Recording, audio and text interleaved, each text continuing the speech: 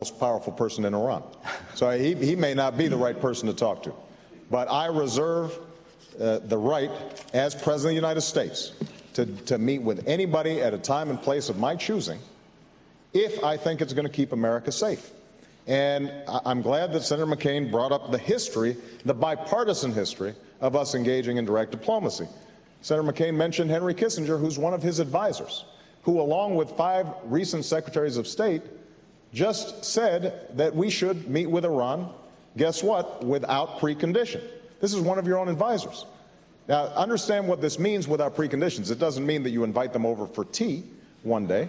What it means is that we don't do what we've been doing, which is to say, until you agree to do exactly what we say, we won't have direct contacts with you. There's a difference between preconditions and preparation.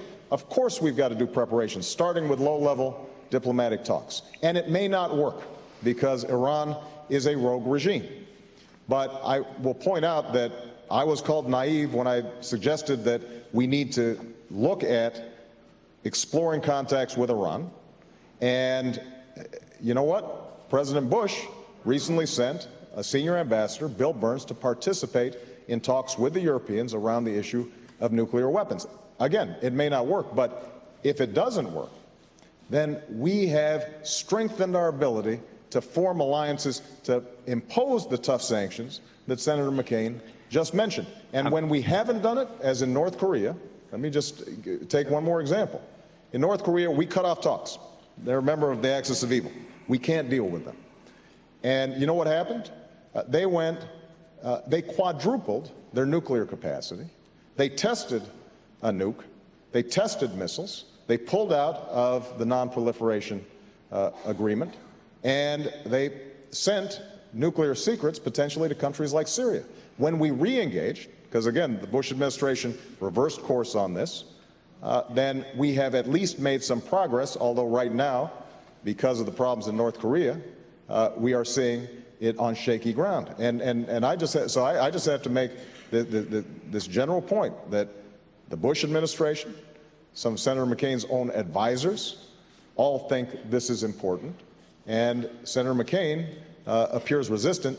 He even said the other day that he would not meet potentially with the Prime Minister of Spain because he wasn't sure whether they were aligned with us. I mean, Spain is a NATO ally. If we can't meet with our friends, I don't know how we're going to lead the world in terms of dealing with critical issues like terrorism. I'm not going to set the White House visitor schedule before I'm President of the United States. I don't even have a seal yet.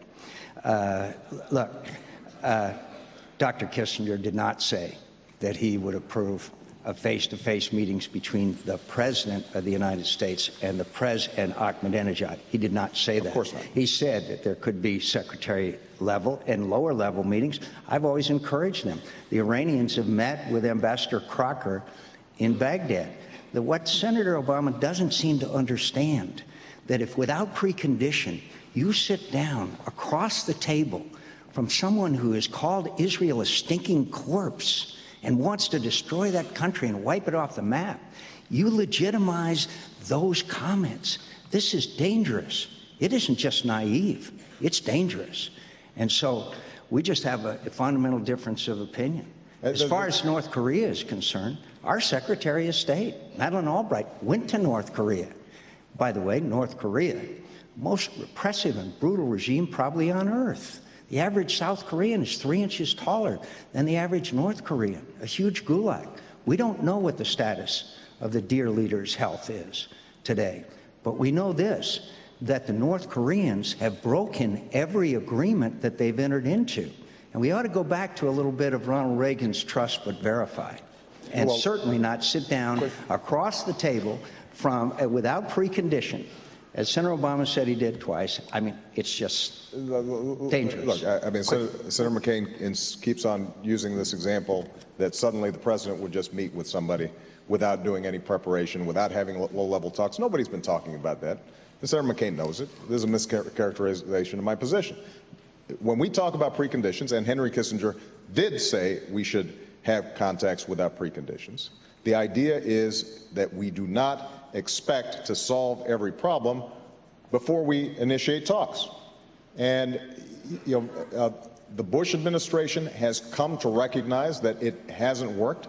This notion that we are simply silent when it comes to our enemies, and the notion that we would sit with Ahmadinejad and not say anything while he's spewing his nonsense and his vile comments is ridiculous. Nobody's even talking about So let me get this right. We sit down with Ahmadinejad and he says, we're going to wipe Israel off the face of the earth. And we say, no, you're not? Yeah, oh, please. No, by the way, my friend Dr. Kissinger, who's been my friend for 35 years,